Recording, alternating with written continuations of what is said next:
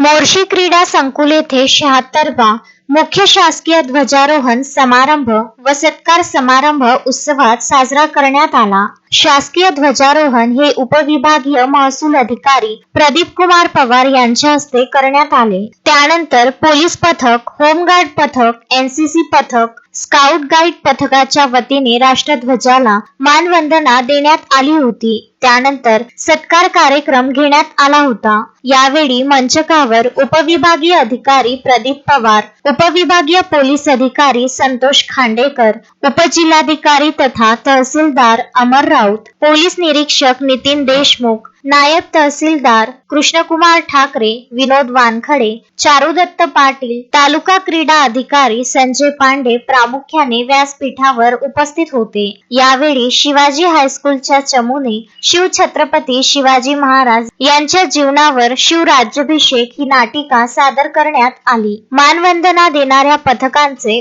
उपस्थित मान्यवरांच्या हस्ते प्रमाणपत्र व शील्ड देऊन गौरविण्यात आले। यावेळी दिल्ली येथे प्रजासत्ताक दिनानिमित्त परेडमध्ये एनसीसी कॅडेट अथर्व वानखडे यांच्या आईचे पुष्पगुच्छ देऊन सन्मान करण्यात आला। हिमांशु कडू यांनी बॉडी बिल्डर प्रात्यक्षिक सादर केले होते।